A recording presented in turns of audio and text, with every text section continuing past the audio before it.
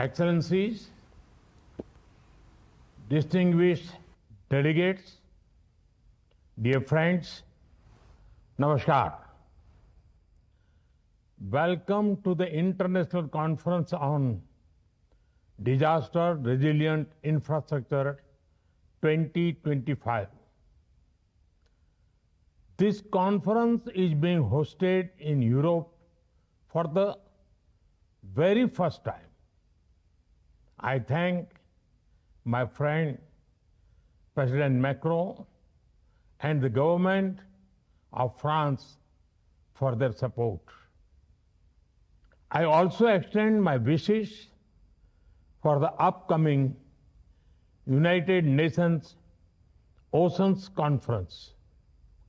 Friends, the theme of this conference is shaping a resilient future for coastal regions.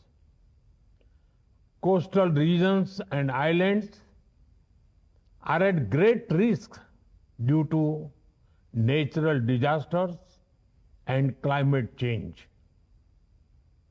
In recent times, we saw Cyclone Remal in India and Bangladesh, Hurricane Beryl in the Caribbean, Typhoon Yagi in Southeast Asia, Hurricane Helene in the United States, Typhoon Usagi in Philippines, and Cyclone Chido in part of Africa. Such disasters cause damage to lives and property. Friends, India also experienced the pain during the super cyclone of 1999 and the tsunami of 2004. We adapted and rebuilt, factoring in resilience.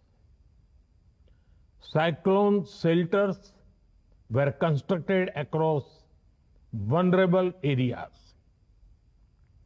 We also helped build a tsunami warning system for 29 countries.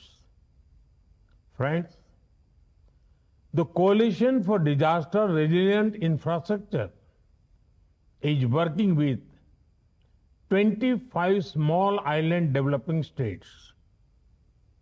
Resilient homes, hospitals, schools, energy, water security, and early warning systems are being built.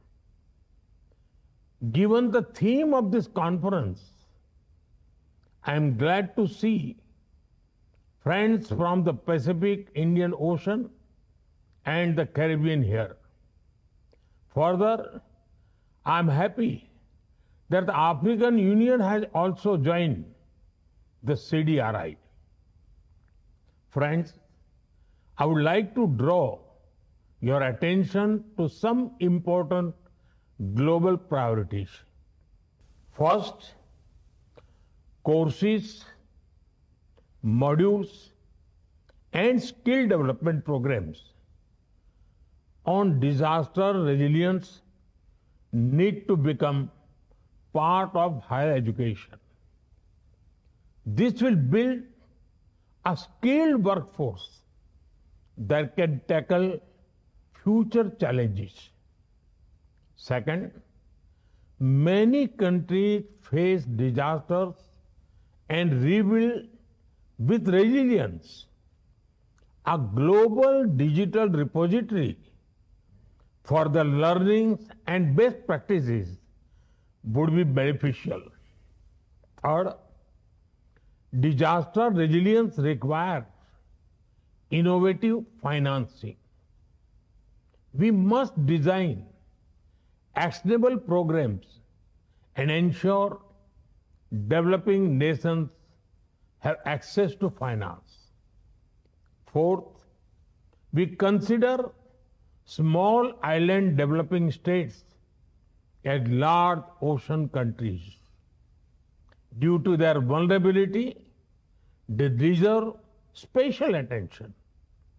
Fifth, strengthening early warning systems and coordination is crucial.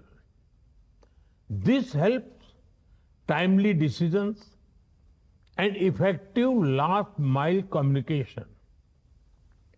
I'm sure that discussion in this conference will consider these aspects.